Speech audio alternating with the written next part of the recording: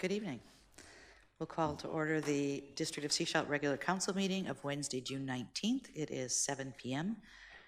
And first, are there any declarations of conflict for any of the items during the agenda? Councillor Lamb.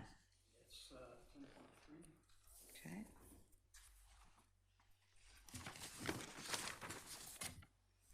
Are there any others? What's the conflict? Would you like to declare what your conflict is? Use your mic, please. I own property where the cannabis could be grown or sold or whatever. Thank you. And Councillor Kuster, did you have one as well? Yep.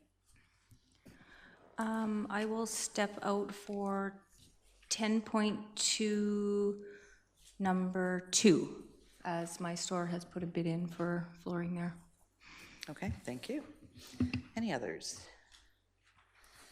All right, so I'll look for a motion to adopt the agenda as presented. Moved and seconded, all in favor? Thank you. So we'll move to proclamations. So, Amyotrophic Lateral Sclerosis Awareness Month, June 2019. Whereas amyotrophic lateral sclerosis, ALS, is a rapidly progressive fatal motor neuron disease that there is no known cause of or cure for, whereas over 400 British Columbians at any given time are living with ALS in British Columbia, whereas ALS, also known as Lou Gehrig's disease, can strike anyone, regardless of age, gender, or circumstances, whereas recent advances in ALS research have produced promising leads, and we must continue this crucial work. And whereas the ALS Society of BC is dedicated to providing direct support to ALS patients, along with their families and caregivers, to ensure the best quality of life possible while living with ALS, now therefore I, Darnelda Seegers, on behalf of the District of Sechelt Council, do hereby proclaim that June 2019 shall be known as Amyotrophic Lateral Sclerosis, ALS Awareness Month in the District of Sechelt. So I'll move to item 5.1. This is the minutes of the 3:30 p.m. regular council meeting of April 24th, and I'll look for a motion to adopt. Moved and seconded. All in favor? Thank you. Item 5.2, minutes of the regular council meeting of Wednesday, June 5th. And I'll look for a motion to adopt. Moved and seconded. Any errors or omissions in this one? All those in favor? Thank you. And item 5.3. Motion to adopt. Moved and seconded. All those in favor? Thank you. Any business arising from the minutes?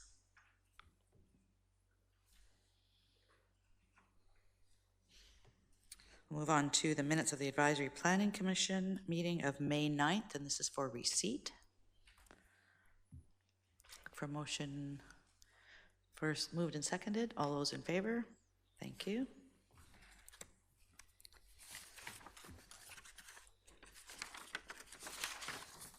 And then we move on to bylaws.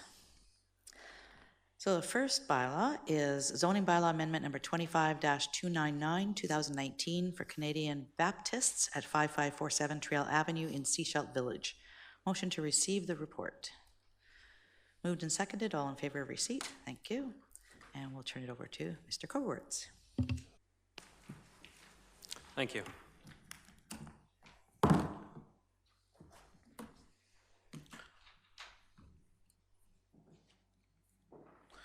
Thank you, Mayor and Council. This report concerns a rezoning application for 5547 Trail Avenue, the site of the former Bethel Baptist Preschool. The property is located at the corner of Trail Avenue and Mermaid Street. At the rear of the property is a lane, Starfish Lane, and just directly adjacent from the Sechelt Fire Hall. Currently, the property is occupied by an existing building. It was moved to the property in the 1950s. It was used as a residential dwelling up until about 1985 when a rezoning converted the building to preschool use. That use continued up until 2018 when it was discontinued. Currently, the property is zoned Public Assembly 1. which allows the preschool use that currently, or that did take place there. The application under consideration today is to rezone the property to allow residential use on the property. The OCP land uses in the area. The property is currently designated as the downtown village infill area for residential infill. Directly across the street from Trail Avenue is the transition commercial, and to the south is predominantly the downtown center commercial area. So the village residential infill area, the designation, applies to properties in close proximity to the downtown core that have rear lane access. This makes the properties suitable for incremental development and infill housing forms such as duplexes, triplexes, and laneway homes. The intent is to provide gentle infill in this area with modest increases in density. And this would act as an alternative to large single-family homes where you'd have 2 to 3 smaller units on a property. The development must be compatible in scale, form, and appearance to the surrounding neighborhood. And that's administered by the development permit area number 8 that we have that applies to residential infill.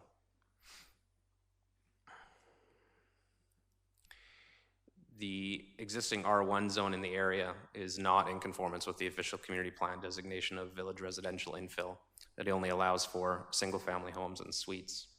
In order to make this application compatible with that land designation, we've come up with a new zone, working with the applicant, village residential infill, the R2A zone. This is based on the existing R2 zone that allows a duplex on somewhat larger urban lots in the outlying areas.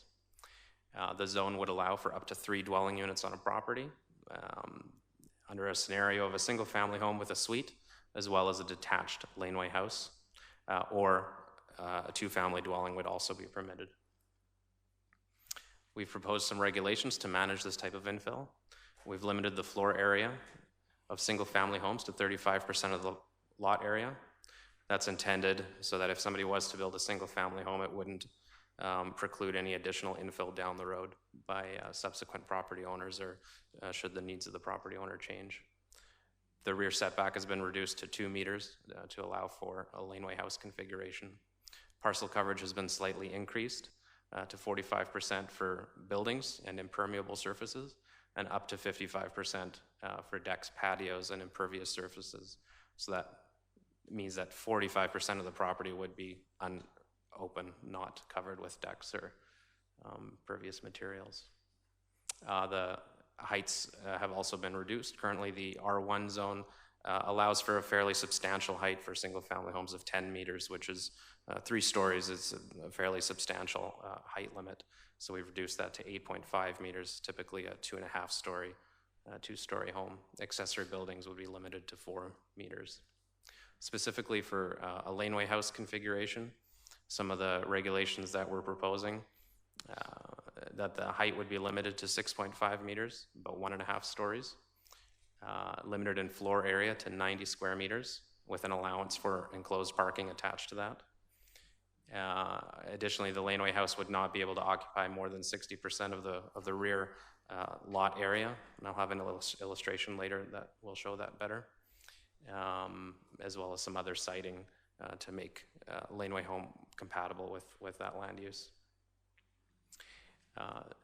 Again, anyone taking advantage of the infill housing allowance would be subject to development permit area number 8 for intensive residential and infill housing. And this would apply to new forms of infill housing, and that includes laneway homes. And the intent is to integrate any new infill into the surrounding area. I've included some photos of laneway homes that would meet some of the guidelines that are in the development permit area. For example, orient infill housing to minimize overlooking of adjacent residential properties through building heights, placement of windows, landscape screening would all be considered with a building permit application for a laneway home. The avoiding of overlooking of adjacent private rear yards, that would also be taken into account. So large decks, windows that would be facing neighbors' yards would not be permitted.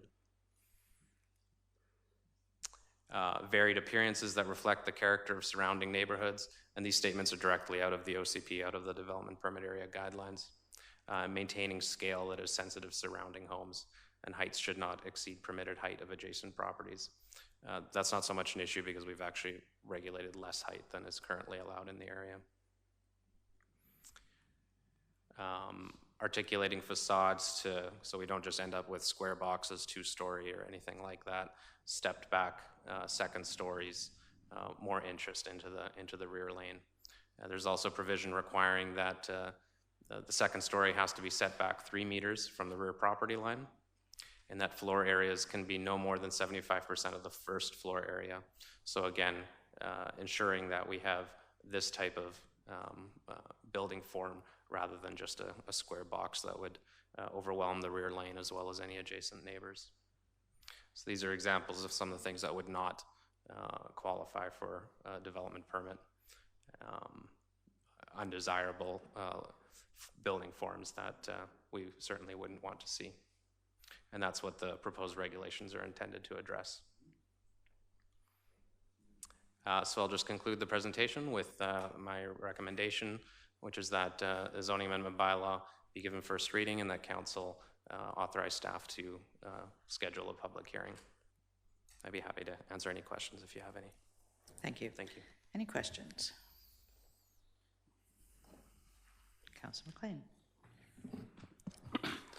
So I understand this bylaw would permit the possibility of a duplex or a laneway home. Would a single-family home also be permitted under this area? It would be, you could have just a single family home if you like with a suite. You don't have to build a laneway house. Do you need to have a suite? Because I don't really want to be building single-family homes here. There's currently no provision that requires a suite. Okay. Thank you. Any other questions? Thank you. So we've got 2 recommendations in front of us. Recommendation 2, that zoning amendment bylaw number 25-299, 2019, Canadian Baptist be given first reading. And 3, that council authorize staff to schedule a public hearing for zoning amendment bylaw number 25-299, 2019. I move recommendation 2 and 3. Thank you. Is there a seconder? Seconder? Any other questions or comments? I have one. So we don't currently have laneway housing in our zoning bylaw. No. So this would add it for this property and all other properties who have back lanes. Is that correct? This would be a site-specific zone, so this would only apply to the current subject property. Okay. It would be added to the zoning bylaw. Other people could apply for this zoning. The long-term plan would be to look at this type of use in a future zoning bylaw update that would be in line with the OCP policy for that village infill area. You could look at this as a test case, so to speak. Thank you. Councillor McLean.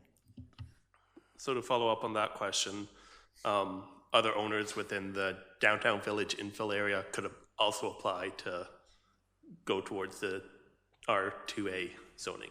Yes. That's the intent of this. Okay. Yeah, the intent was to create a zone that is in conformance with the official community plan.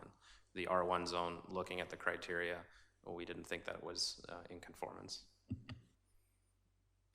I know that our OCP has laneway housing in it, and that is one of the things that the community's been asking for to be reflected in our zoning bylaw. And I'd like to see this come forward, and it'd be interesting to see what the feedback is from the community at the public hearing. Mm-hmm. Any other questions or comments? So we have 2 recommendations on the floor. All those in favor? Thank you very much. So let's move to item 8.1B, which is the bylaw. And we're looking for first reading of District of Seashop bylaw number 25-299, 2019, Canadian Baptists, being a bylaw to amend District of Seashop zoning bylaw number 25, 1987. And would someone like to move first reading? Moved and seconded. All those in favor? Thank you.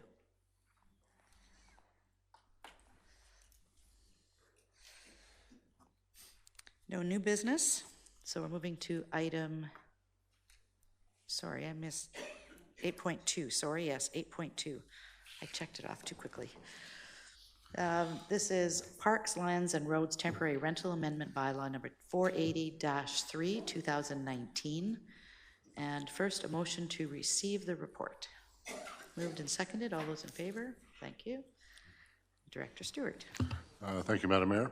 On June 5th, Council gave 3 readings to the amendment for the Parks, Lands, and Road Temporary Rental Bylaw. This amendment allowed for the vendors to keep their apparatus at their designated spots overnight, and it would now be appropriate to give for adoption of the same bylaw. Thank you. Any questions or comments from the council? So we have a recommendation that we proceed with adoption of the Parks, Lands, and Roads Temporary Rental Amendment Bylaw number 480-3, 2019. Someone like to move that recommendation? I'll move recommendation 2. Is there a seconder? Thank you. All those in favor? Thank you. Now we move to item 10.1.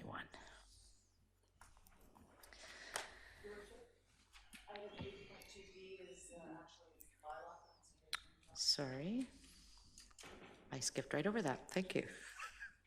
So page 52, District of Sechelt bylaw number 480-3, 2019, a bylaw to amend Parks, Lands, and Roads temporary rental bylaw number 480, 2008, and we're looking for a motion to adopt. Moved and seconded. All those in favor? Thank you. Thank you, Joanne. So now we move to item 10.1. This is our 2018 annual report. And would you like to speak to it first and then we'll, or do you want me to do? Your Worship, I really don't have much to say. It's just presented here in accordance with the community charter. By June 30th each year, Council must receive and adopt an annual report. Thank you. Thank you.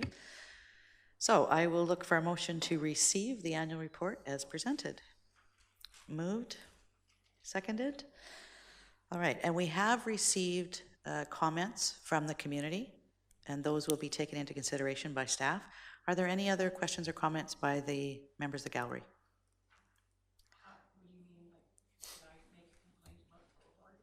No, this is, yeah, come up to the mic. This is actually about this, it's about the annual report. Oh, that's in here, so I Okay, have a yeah. hard time reading this, so maybe I don't really have a question.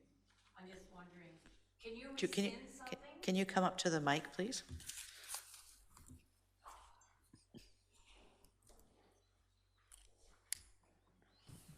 Can you change something that's in here, like, or is this clad in uranium? It depends what you're talking about. The boulevard. The boulevard It's in here. for next year, yes. Yes, but can you change your mind? I was talking to about 7 or 8 people today, and they're all really peed off about that. And so I said, write a letter, because as I said, it's not a radioactive decision. You could just leave it the way it is for another 5 or 6 years and use the money for that on a really our road. Someone put a cone on our road because someone nearly went off the road at that bad bump because it sunk. So you could leave that for a few years. It's not, nobody's been killed, nobody's been hurt. Use the money for that to fix that one spot. Anywhere else I don't care about, but that, somebody nearly went off the road because they went down, hit it, and bounced. So someone put a cone beside it. That's not our job. Mm-hmm. So at this point, this is how it's been adopted in our budget. That's what I mean. So that Can would you be not- something, it doesn't mean it's cast in stone, no, because it's for next year. So that's going to come up in the budget deliberation when we come up at the end of this year and beginning of next year. So you could still change your mind. We could. But you could use the money for that to fix that before someone We does can, get hurt. it will be up to council, yes. Well, they can just disguise it right now. I mean, it's not, Well, it's not real it wouldn't late. be, and this budget is adopted, and these financial statements in here are adopted. But what are we gonna do when suddenly we see ropes out there and it's all done and then it's like, oh, then it's too late? That's a conversation for this fall and beginning of next year. Okay, Thank you. it's really hard to understand. Okay. Any other questions or comments from the gallery? Any other questions or comments from council?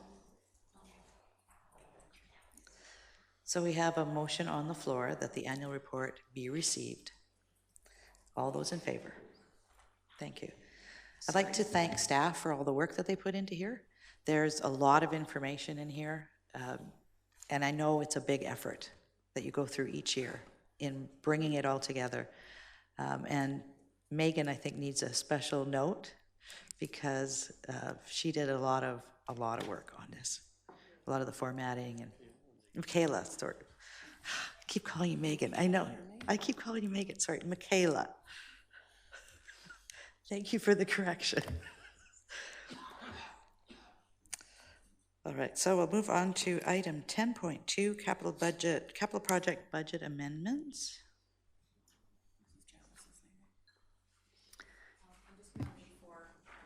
Number 2, okay. So first, a motion to receive the report. Moved and seconded. All in favor? Thank you. And yes, we'll have Councillor Kuster leave.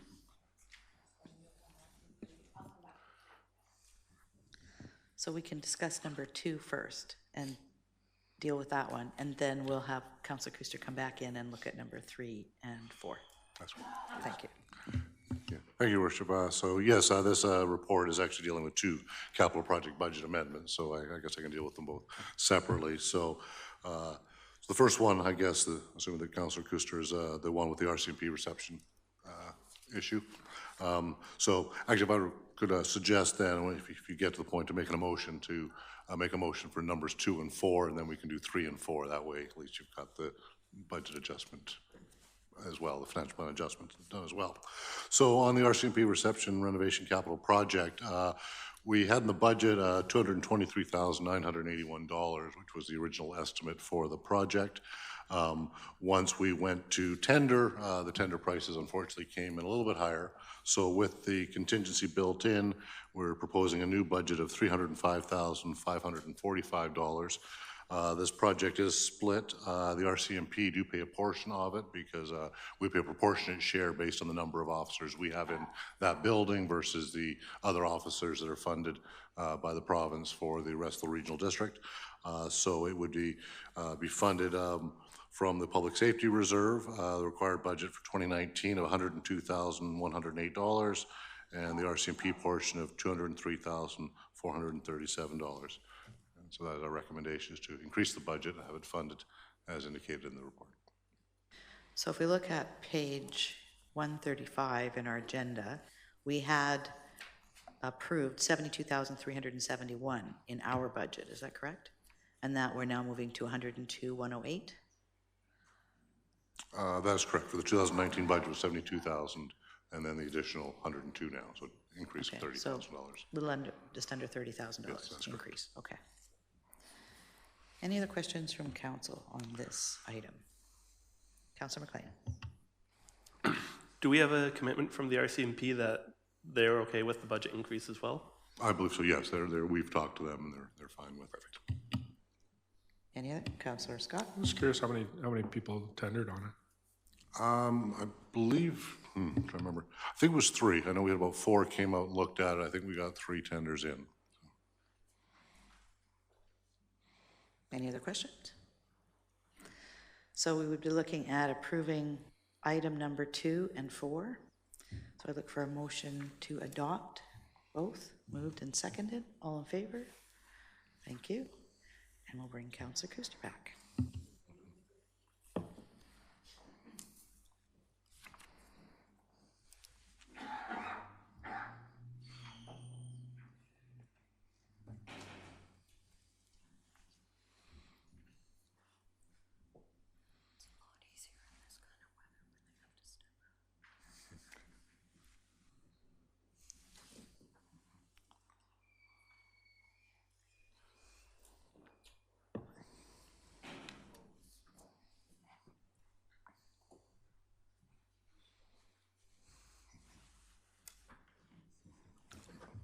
All right, item number 3. Thank you, Your Worship. So this project's actually to add a capital project to the plan.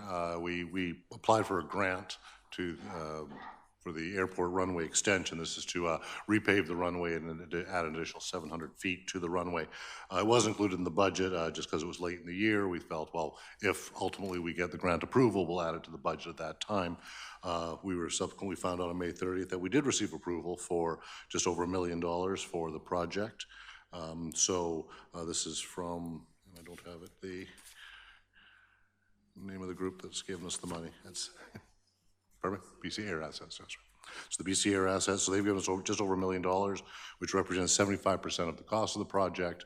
Part of it was then to come up with the other 25% funding. When the project was originally discussed at council, it was thought that perhaps we could go for an ICE-T grant for the remaining 25%. In discussion with ICE-T, they felt it was a bit premature to apply for the grant now. They're concerned with projects, particularly in smaller municipalities where you don't actually have a dedicated person managing your airport and not having an airport strategic plan. And their idea is all about economic development. When we put the grant application for the BC Air, it was primarily focused on the safety aspect, which they understood, but they really felt it may be a bit premature to ask for any grants from the ICE-T at this point. Future grants might work, particularly with the airport committee that's coming along. Once they get going, we can see what can happen. So with that in mind, we're recommending that the funding for the grant, or the funding for the 25% come from the gas tax reserve. There are sufficient funds in that reserve with that extra payment that came in this year. So the recommendation is to add this project to the capital plan with $1,040,000, $585 coming from the grant and $346,865 from the gas tax reserve. Thank you. I actually, and I think I shared with you, I talked with the ICE-T people when I was over at their meeting recently around getting the extra funds from them for this project. And there was also a concern about timing. And I think you brought that up as well, right? That there's a certain time frame within which we need to spend this money, and the application to ICE-T could only go in September for an October or November determination whether or not we'd receive the funds. So we'd have, and you can't start the project before you know or you're not eligible. So which means we'd have to hold off and then have a rush to actually get the project done within the time frame that we have. So there's a couple of other things as well around that. So there's a recommendation that the airport runway resurfacing and extension capital project totaling $1,387,460 be added to the 2019-2023 capital plan, and the funding sources to be $1,045,585 from grant contributions and $346,865 from the gas tax reserve. So we look for a recommendation for moving 3 and 4. Moved. Seconded. Any questions? Councillor Scott. So on those ICE-T grants, is it shovel in the ground or tender gone out? I don't know. That's a good question. Because the reality is by the time we tender this thing and when we want to do the runway, the timing actually would work. Okay, so we can, I mean, we can pass this like this and still investigate that. I think so. I think the timing, like, I don't think we're going to be shoveling the ground till November anyway. And that would be the right time to do it. Mm-hmm. The other piece they're looking for is a lot of the work that we have to do behind the scenes as well around strategic plan? Yeah. So the project for the summer? Yes. For the application? Yes. Got it. Okay. I mean, but we'll still revisit that and get some clarity around that, because that will also be important down the road for when we're looking for additional funds. All right, any other questions? Councillor Lime. We're in the process of organizing an airport committee. Will they have any input into what direction the airport goes or where this money is spent? This money is for the runway itself. So for taking up the asphalt that's there, lengthening the runway, and then resurfacing. That's what this money is for. But the rest of it, totally up to the airport committee. One of the things that the airport committee will also want to look at is around orientation of the runway. That we may need to look at, you know, does it need to shift 1 degree or 2 degrees or something? Not major, but is there a little bit of a shift that needs to happen to maximize the space up there? Yes. That'll be up to the airport committee to advise. Any other questions on that? Okay, Councillor Scott? There's also going to require added runway lights, moving the VASI. It's not just repaving and lengthening that runway. There's a lot of other changes that an addition that we have to do that. Colleen? But if I understand this project correctly, this is purely for paving. So we essentially need to find budget to do the lights, to do the communication system. So this isn't the end of spending at the airport. It's not like we do this project and then we're going to have daily commercial flights. There's a lot more that we need to do beyond what is proposed here. One of the conversations I had at ICE-T was around other funding available. So ICE-T has a grant, I don't know what they stand for, but EDRP, don't know what that stands for, something about Economic Development Readiness Plan or something like that. And they have a grant that is available. It's for matching funds, which we would not look at using our operating funds, we'd look at another source potentially for that. And those funds could then be applied for and be available to the airport committee to work on putting the plan together. So what are the steps? What are the stages for all of the various bits and pieces? There's land up there that can be leased out. How do we want to go about leasing out that land for people who could use it and provide additional revenue to the airport and to the community? So that's all part of the plan. They said turnaround time on that is fairly quick. So within a month or two max, the money could be available. So that's something that the airport committee can also work on. They have their work cut out for them. All right. So did we move in second recommendation 2 and 4? Okay. Any other questions? Sorry, 3 and 4. Yes. All right. All those in favor? Thank you.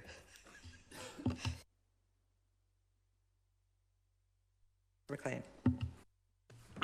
So we recently got a grant for bike lanes on Reef and Shoal, and I believe those would require a budget amendment as well in order to fund the other portion of it.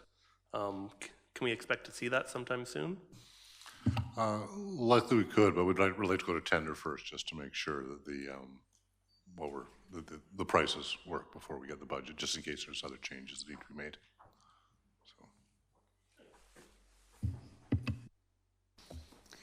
All right, we're looking at item 10.3, and Councillor Lamb, I believe you're leaving us for this one.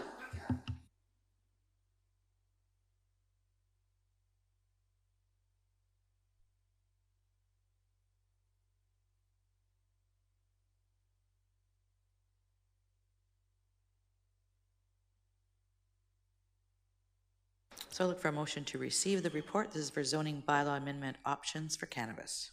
Moved and seconded. All those in favor? Thank you. Director Corbett.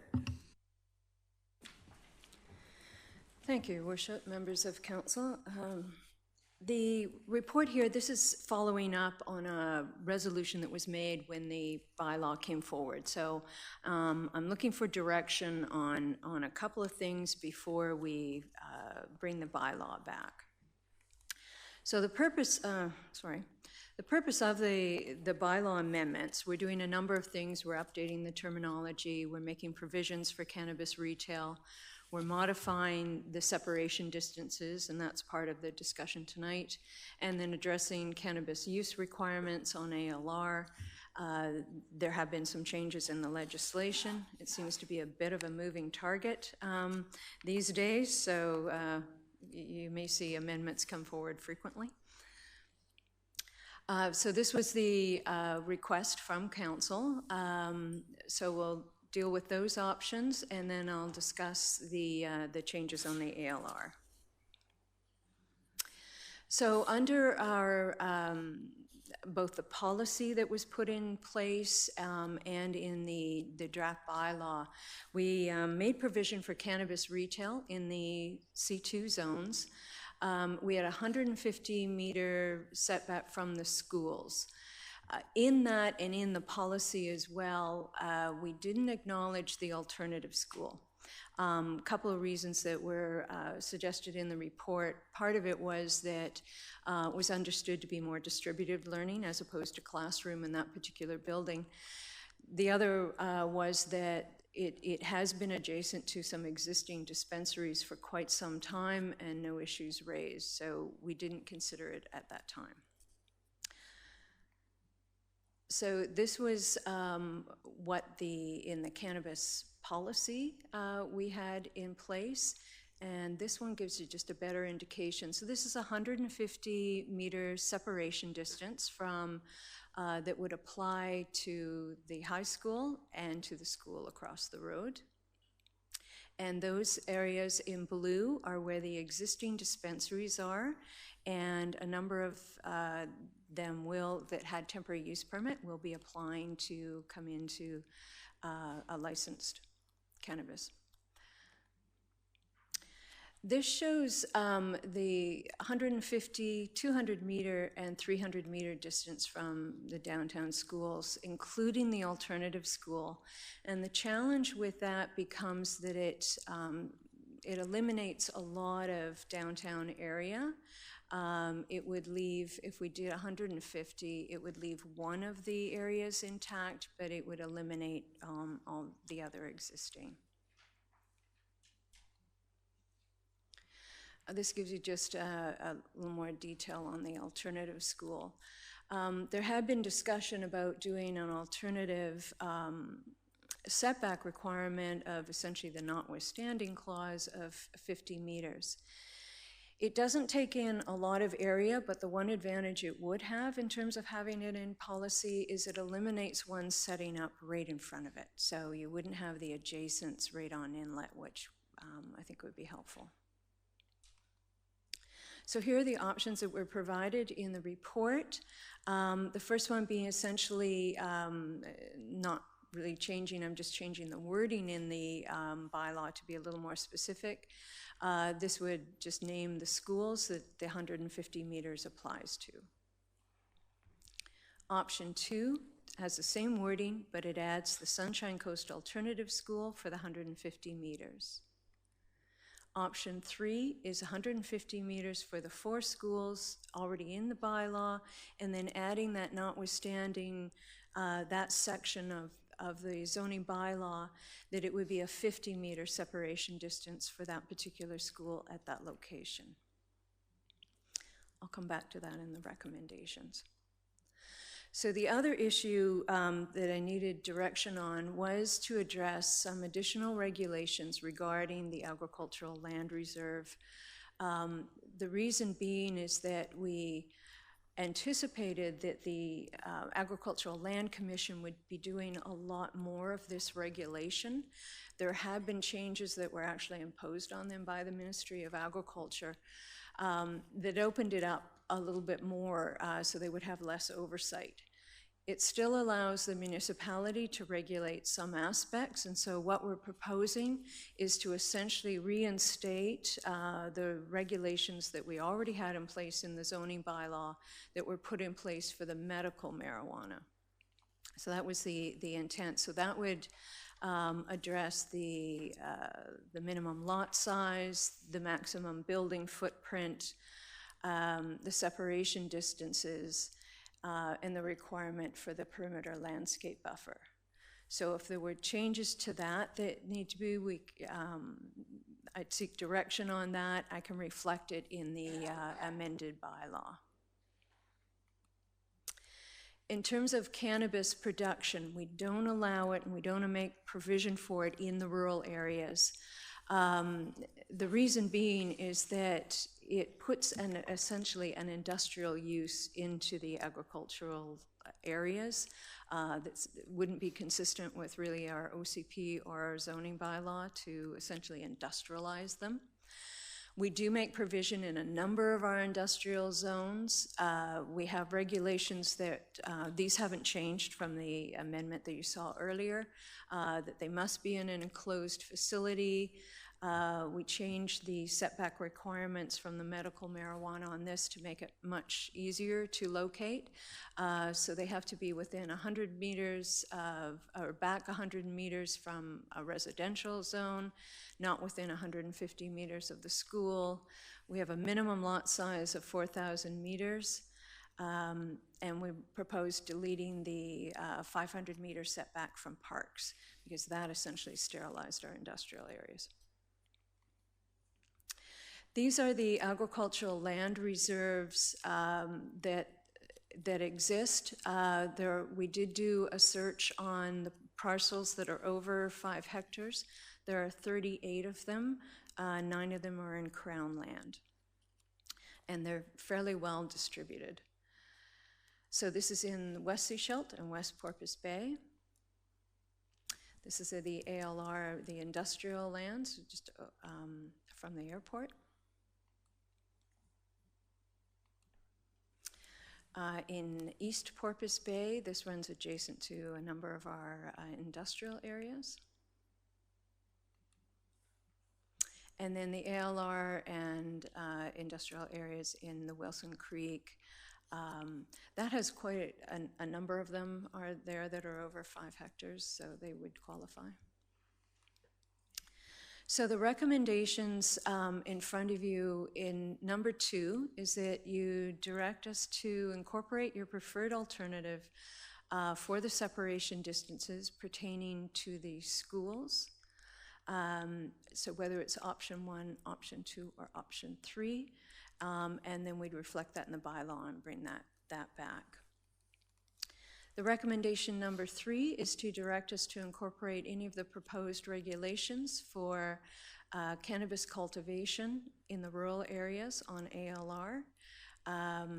We would include the restriction on non-soil-based structures, and we'd reinstate the other regulations on that. And that concludes my presentation. Thank you. Thank you. Any questions, first of all? Councillor Scott? Could we go back to the map that shows the 150 meter on the 5 schools?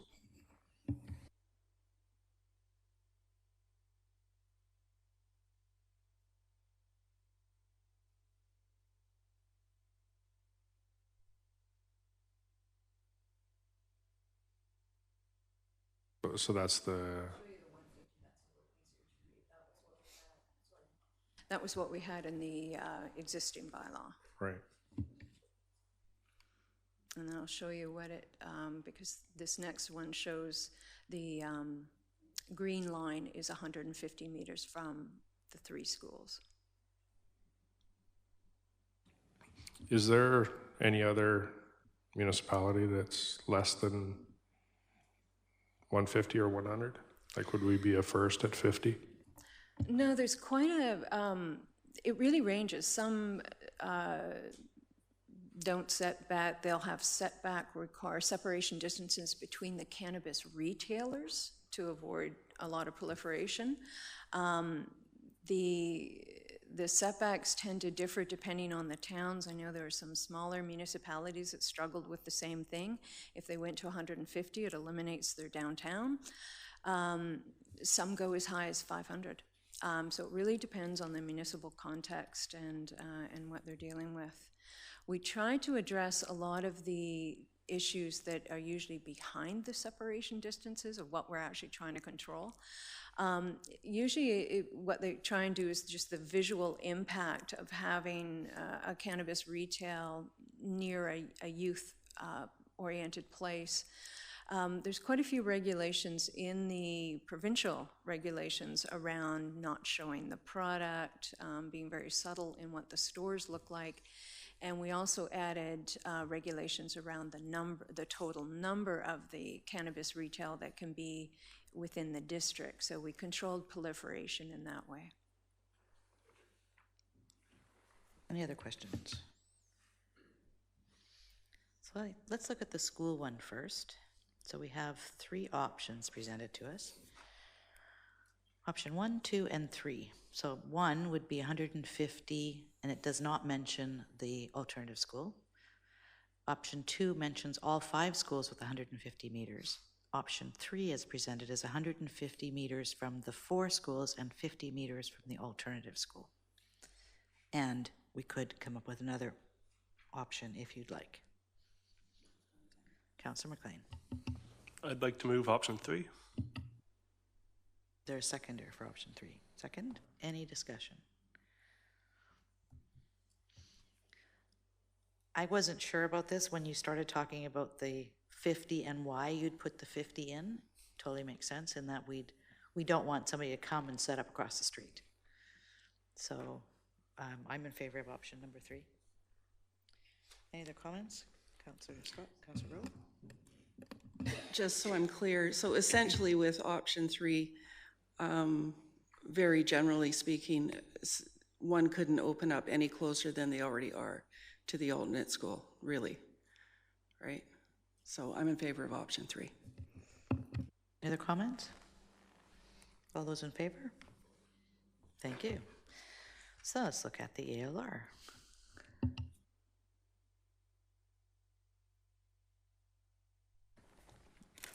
My question about the ALR is around the micro producers. So if we look at 5 hectares as the minimum lot size, and then inside of that, the structures cannot exceed 1,000 square meters, does that allow for the micro cannabis growers that we know are out there and are looking at setting up legally?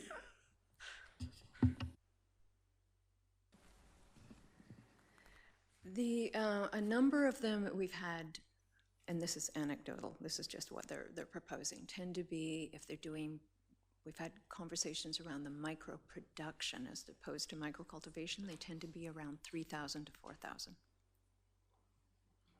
The buildings are 3,000 to 4,000. So they would not be able to cultivate in this. They could. There's a few elements in here compared to what we had in medical marijuana, because the intention there, I think, was that they would be in either open cultivation on the ALR, or that it would be fairly small scale. A lot has changed since we did the original medical marijuana. So what we'd want to look at here is what would be reasonable on that size to kind of hit that balance of it still stays as a rural zone, so we're not unduly impacting the neighbors, but still provide opportunity on that. The other elements for council to give some consideration to, because again, we can reflect this before we go to another public hearing, are those separation distances, if you feel those are reasonable, if they need to be altered or come down at all. I still think we keep the 100 meters from the residential zone. The others could be subject, all of them subject to debate, but we could also look at that as well. Thank you. Do you have a map that reflects those? 1,000 meters from the schools, 500 from parks, et cetera? Okay. Councillor McLean? I tried to put that map together, and it's some of the areas, it's Mason Road, Reeves Road, Tyson and Blower, and then the area above the airport is kind of what we're looking at. So if we move this forward, I mean, we pick whatever we pick here, we take it out to public hearing, we can still get feedback from the community and make some adjustments at that point. Absolutely. Yeah, it's just a matter of what we're bringing forward as a starting point. Certainly I believe because I think we were addressing this when we did Burkers, that the distance between that ALR area up Norwest Bay, I think was 650. So it would limit some of those around there, but I don't think a lot that are right adjacent to Dorn West meet that minimum lot size. I think they're up a little higher than that. Okay, any other questions, comments? Councillor McLean? I think I'm in favor of what's written here. My primary concern with operating on the ALR is that it can be returned back to farmland when it's done. So the soil ground is important, because right now the cannabis industry is booming. In 10 years, it might not be. I don't want a bunch of big abandoned buildings that are going to sit there empty that can't be used for anything else. So I want to make sure that they can go back to being a farm. Yeah, I guess. So if we look on page 143, it's saying currently we have cultivation providing A through J. So that's what's currently in our zoning bylaw. Is that correct? And we're not going to remove any of those. And then we would be looking at adding. No. So we just leave it the way it is what you're saying? Yes, so for clarity, we would leave those intact. That's Yes. what's currently in the zoning bylaw for medical marijuana. So Yes. leave those intact. And then it would add within the bylaw, for clarity of interpretation, cannabis cultivation is not a permitted use inside a structure that has a base consisting in part or entirely of any material that is not soil. Okay. So that's what would address some of the industrial aspect. And this was the bylaw that had been brought forward? No, this was what we had existing for non-medical, or for medical marijuana. And we changed that for medical? I guess I'm just trying to follow the stages that we've gone through. Well, it's challenging because we're amending an amendment. Yes, okay. And that gets difficult. So what is currently in the existing zoning bylaw is this, because that's what we had in place for the medical marijuana. What we were proposing in the more recent amendment that went to public hearing was we took a lot of that out. We took out the minimum lot size. We only had the setback or the separation distance applying to the residential area, mainly because the ALC controlled a lot of the elements of that. Now that we know they aren't controlling a lot of that stuff, and that it seems to be changing quite a bit, we thought that it would make sense to just keep them as is, and then kind of hold that for a period of time until we have better clarity as to what's happening there. But the intent was really just to avoid the industrialization.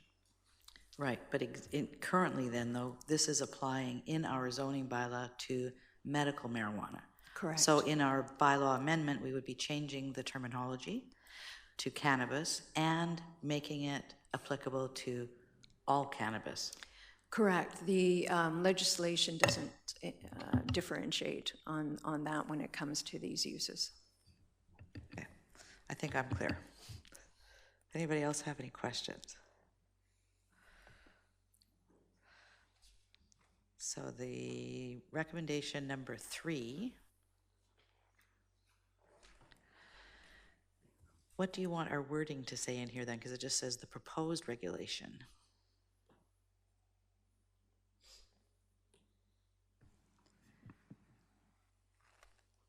I think it would be so the proposed regulation are all of those that currently exist in the zoning bylaw, plus the statement on the for clarity. Okay, That's what's being proposed. thank you. I'll move that. Okay, moved. Is there a seconder? Seconded? Any other questions? Everybody's clear what we're voting on? All those in favor? Thank you. And then the last recommendation is that we rescind first reading zoning bylaw amendment 25-288-2, 2019, so that we can come back with the revised bylaw and move that one. Okay? Moved and seconded. All in favor? Thank you. Thank you for the time.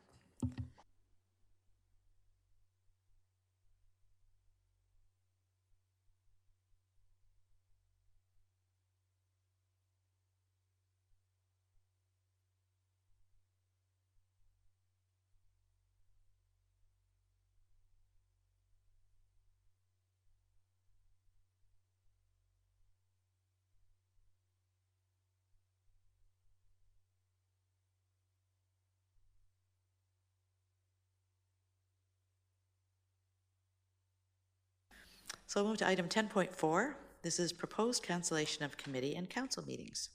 So a motion to receive the report.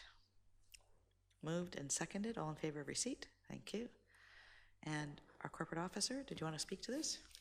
Thank you, Your Worship. Perhaps just briefly, basically, the recommendation number 2 before you is recommending that the meetings set out there be canceled, and that if council approves this, we will notify of the cancellation in the usual manner through local media and on our notice board and on our webpage.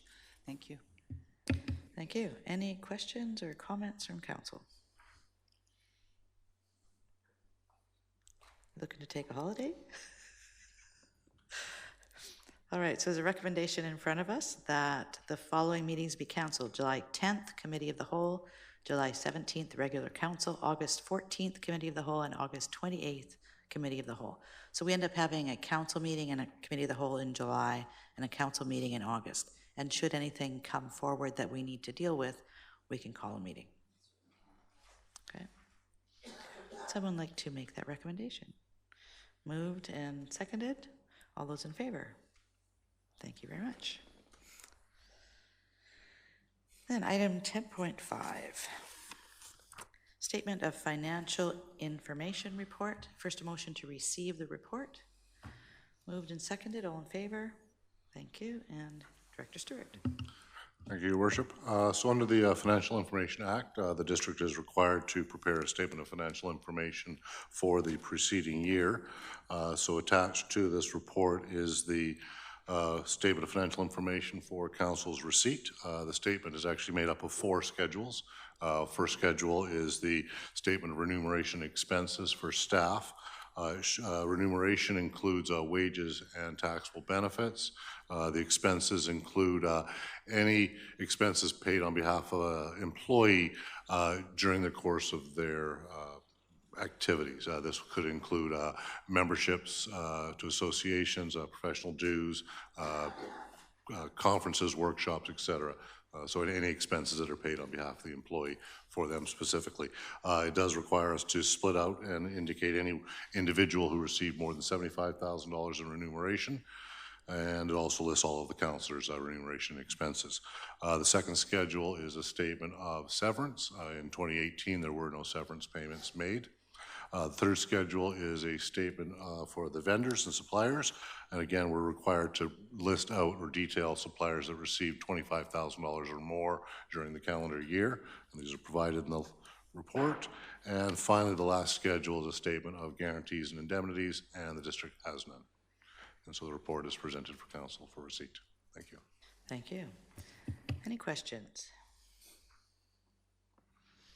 One of the questions that always comes up is if you look at the counselors, even though, you know, all the counselors basically get paid the same, there's a different amount of remuneration listed.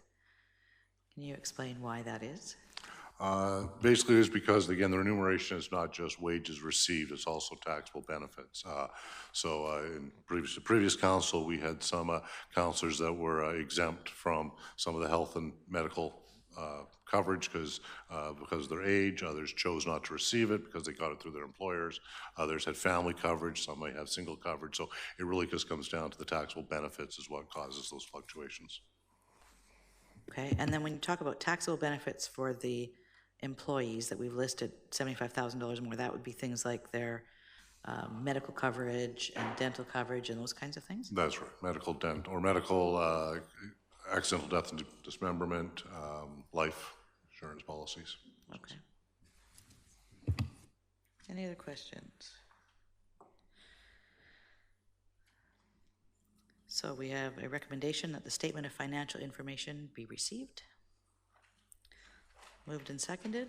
All in favor? Thank you. So we're up to councillor reports. So why don't we start in the middle with Councillor McLean, and then Councillor Rowe, and we'll alternate and go on our way out that way. Councillor McLean.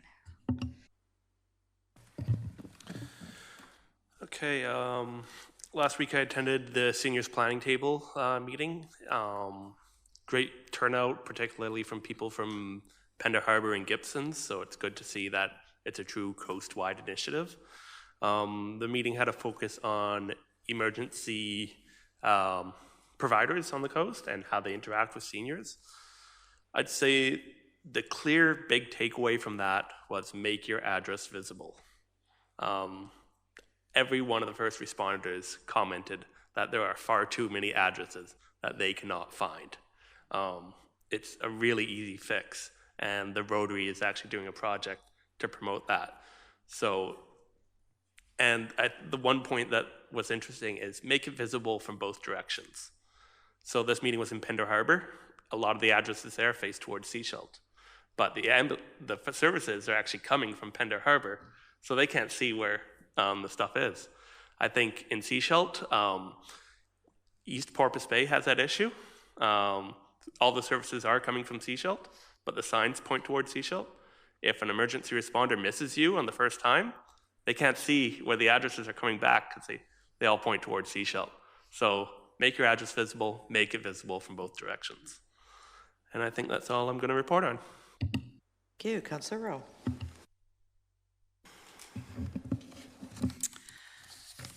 Okay, I'm just going to report on a couple things that have happened in the last couple of weeks.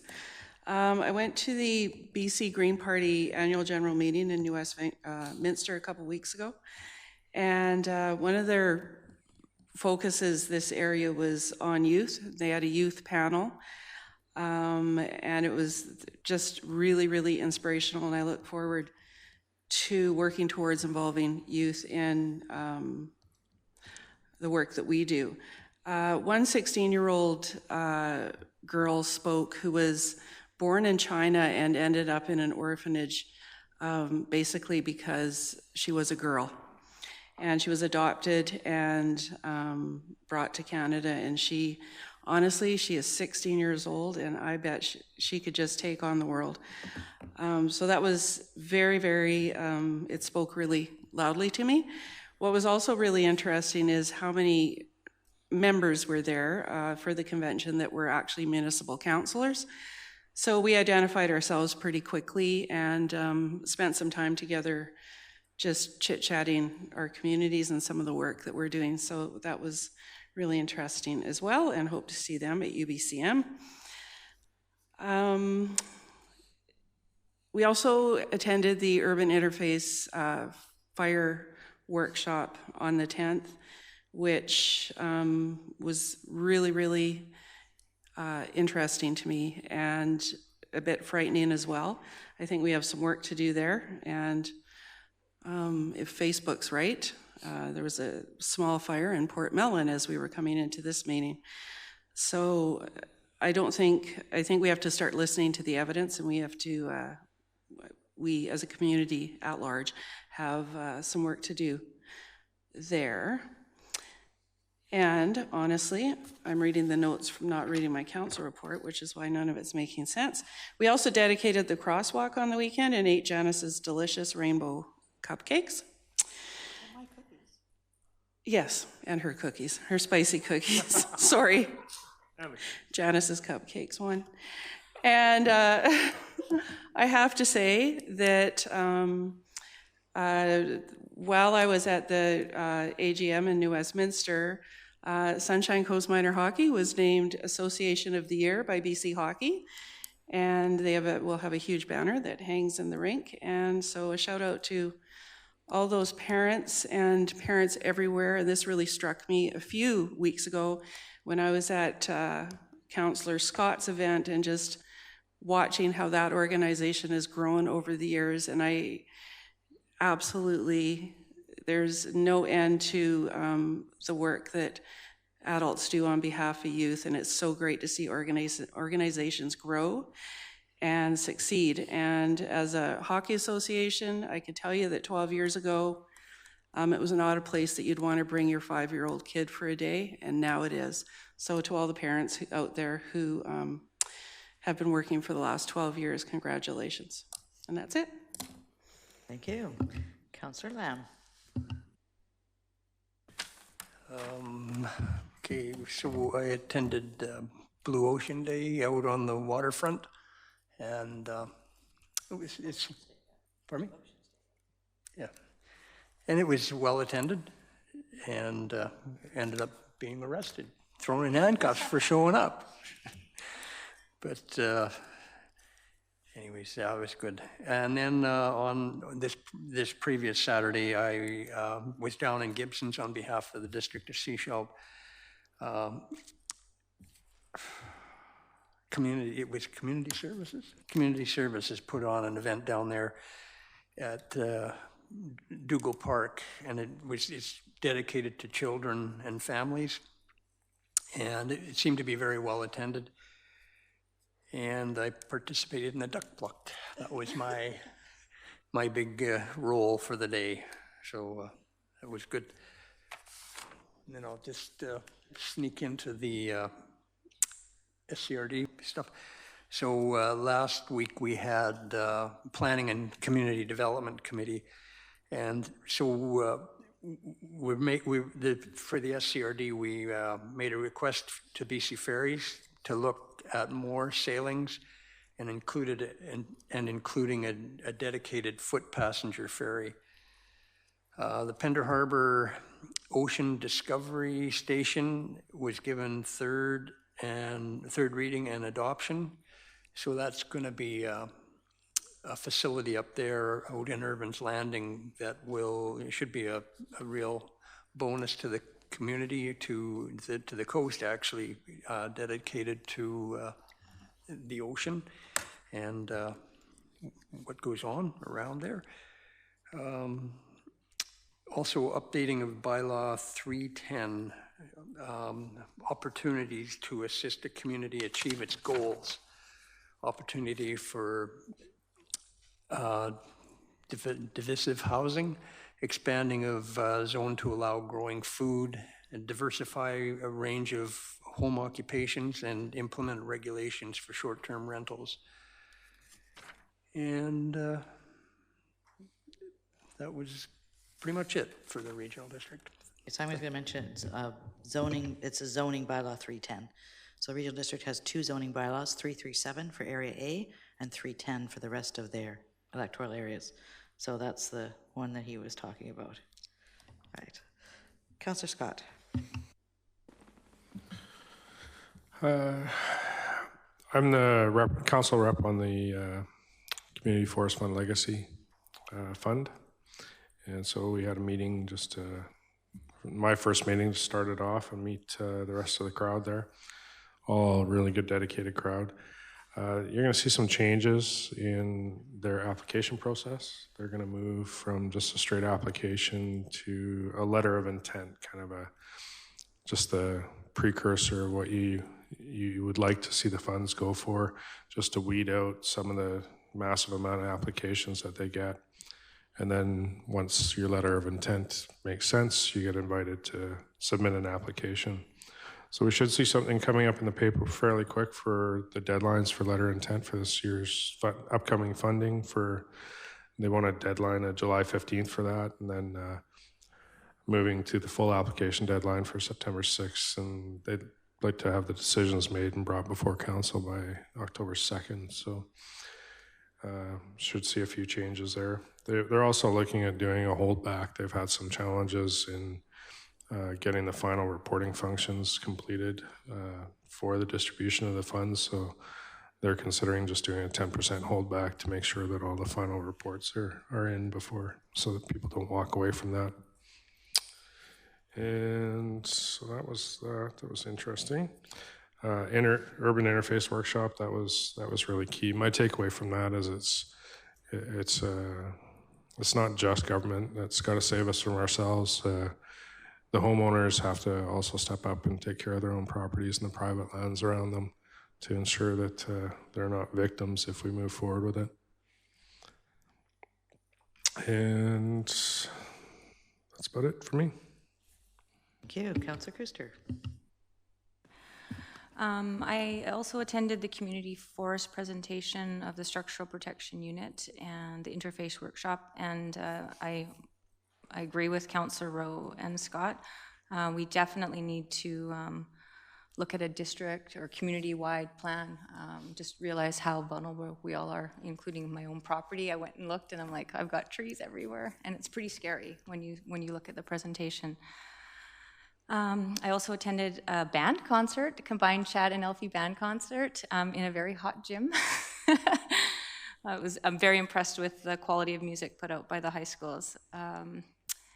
I attended the advisory planning committee meeting with Councillor Toth and Mayor Seegers. And once again, I was just really impressed with the group that they have.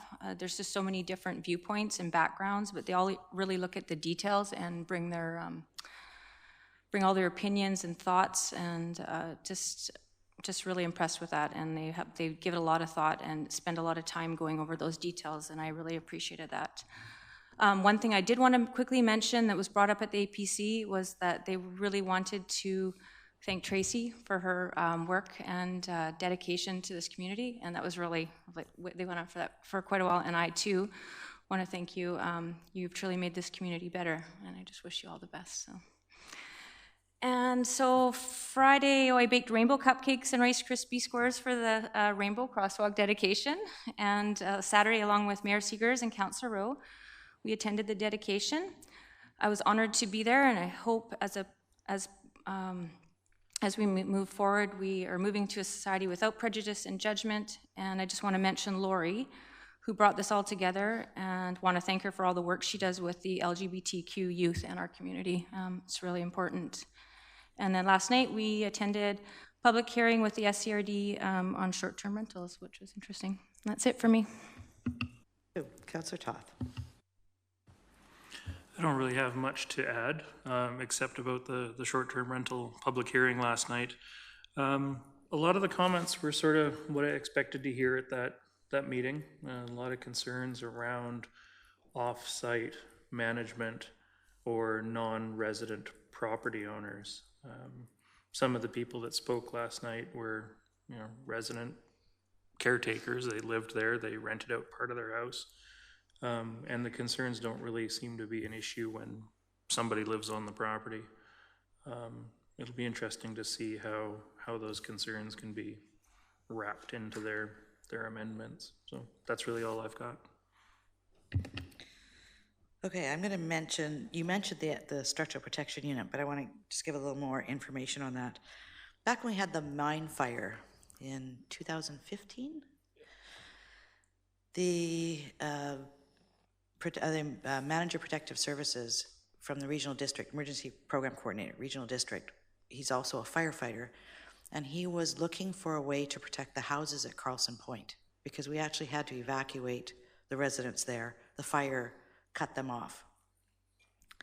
And he was then looking for one of these structural protection units. What it is a way to basically sprinkler houses so that if the fire comes, it protects them from the fire. So council got approached by the community forest to see if we would be in favor of having some of the funds from the community forest go to put one of these structural protection units together for the Sunshine Coast. A couple of pieces to that. One is it will be here and available for us should we have a fire situation here. It will protect up to 20 homes. It has sprinklers, it has big bladders for water, it has everything. And so we basically handed over the keys before that urban interface workshop. Then the community forest also provided $10,000 to the fire department to train the firefighters here on the Sunshine Coast in the use of it. So it will belong to the Sechelt Fire Department, be kept up on Mason Road, but available to all the fire departments here on the Sunshine Coast. Another piece that is possible, depending on how much it was required potentially throughout the province, because there are a number of these out there now, if it is needed, it could actually be rented out to other areas, and then those funds that are received from renting it can be pooled to buy more units, so that we'd have actually more than one here on the Sunshine Coast. So that's something that we're really pleased to be able to partner with the community forest and provide to the community. I want to mention a little meet and greet I had this past week. One of the staff members has a daughter who watches a TV show that has a mayor who has a pet chicken. So she wanted to come and meet the mayor. Well, I didn't have a pet chicken. I have a stuffed chicken, but that was okay for her. So, and her and her brother came and gave me pictures, so they're up in my office. It was quite interesting meeting Hannah and Connor. This past Friday, the District of Sechelt staff took part in a blanket exercise. It was split morning and afternoon. It was put on by the Reconciliation Project movement in the district here. And I've been through it a couple of times now, and each time I go through it, I learn more about the history and the impact that has been perpetuated over and over and over on our Native population in Canada. One of the things I didn't say publicly there, but when I was working for a software company, I traveled Canada quite extensively and got to visit a lot of the reserves across the country. I mean, my territory initially was Canada, so I was up in the Northwest Territories, Yukon, northern of all the provinces, etc.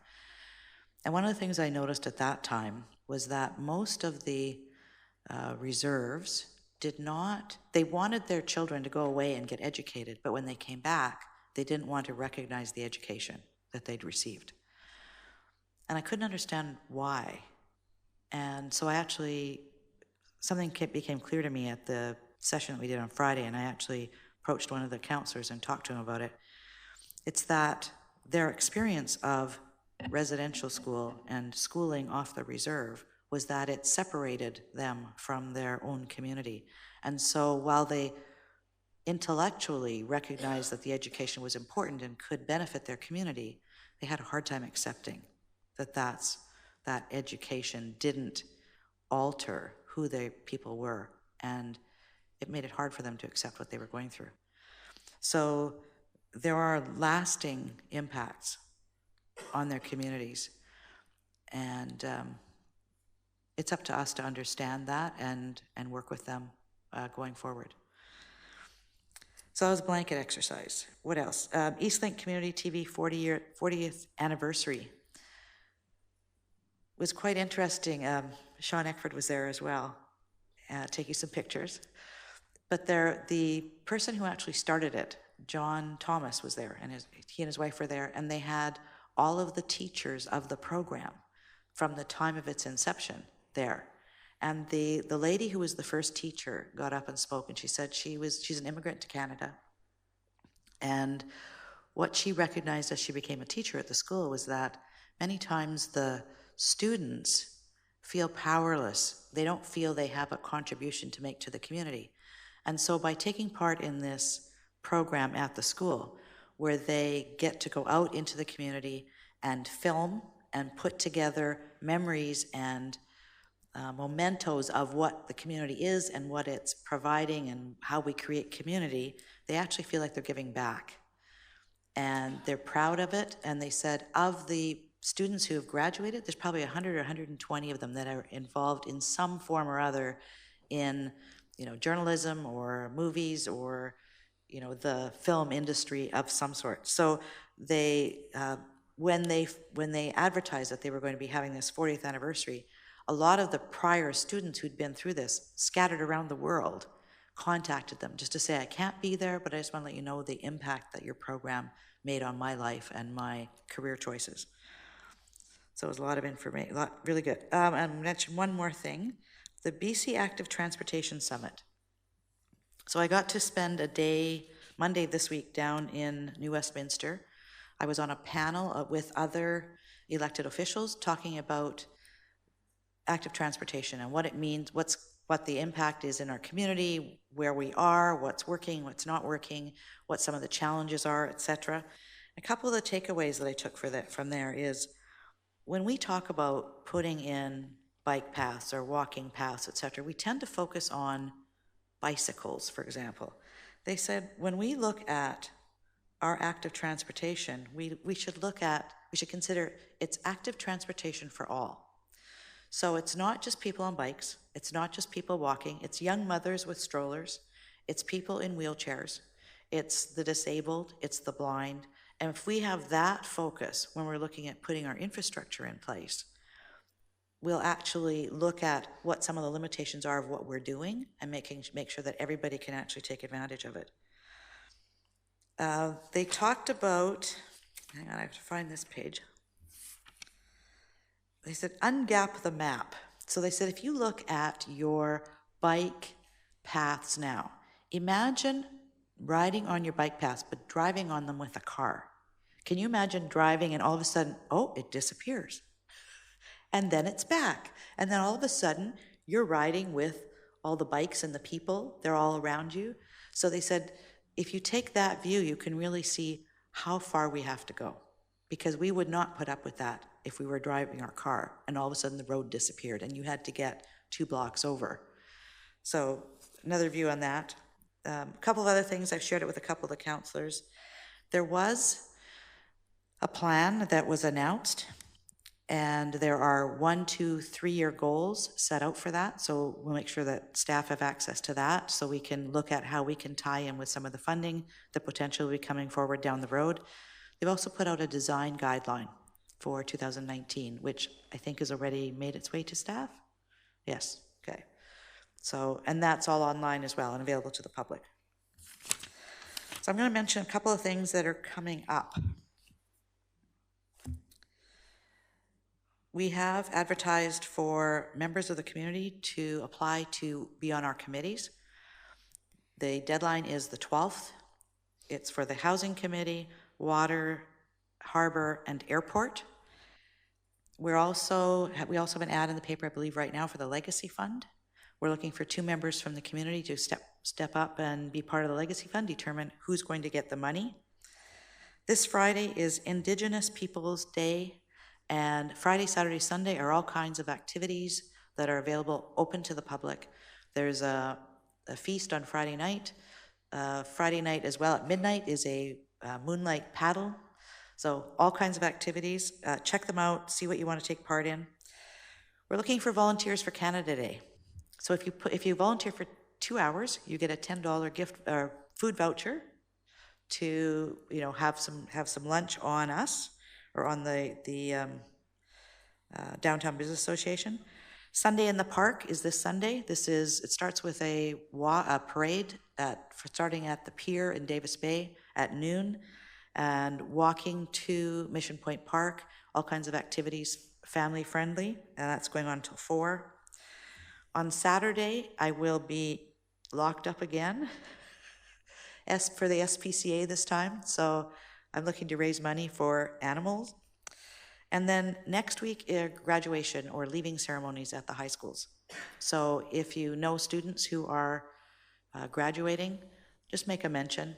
They've all been doing a lot of work, doing their final exams right now, and they're going off to whatever their next endeavors are. So that's my report. And we've done the SCRD board report. I'm just going to mention tomorrow at the SCRD, there are a number of things on the agenda, some around water, organics, garbage collection. So it's a fairly full agenda, again, tomorrow. So if you're interested, pull up the agenda, see if there's something you'd like to check in on. So we'll move to item number 12.1. This is release of items from closed meeting. We have 2 recommendations. The first one extends our existing waste management contract for garbage collection and recycling collection and organics in Davis Bay as we look to negotiate the organics collection piece. And the second one is that due to our Director of Financial Services leaving, we appoint Ben Curry as the interim financial officer while the position is vacant.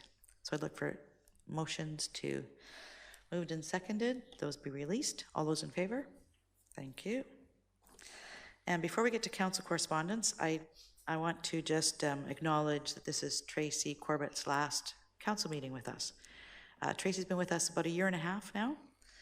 During that 1.5 years, the work that she has gone through, she's worked on all kinds of bylaws, our zoning bylaw, our official community plan, the tree bylaw, the sign bylaw, this cannabis one that keeps having these changing goalposts. You've brought a lot of clarity, I think, to council, to the community, to our development community. You've really been an asset to the district, and we'll miss you. So thank you for what you've done. Thank you. All right, so move to item 12.2. This is correspondence for receipt. Look for a motion to receive. Moved and seconded. All in favor? Thank you. And are there any items that we should be looking at? I think we're looking at item number 2, action requested.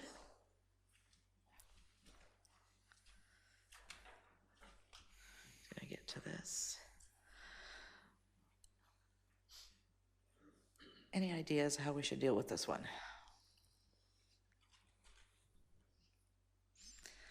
Perhaps we should invite the Drag Racing Association to come in and meet with us? Councillor McLean? I think it'd be appropriate to refer this to the airport committee and encourage the airport committee to meet with the association. That sounds like a great idea.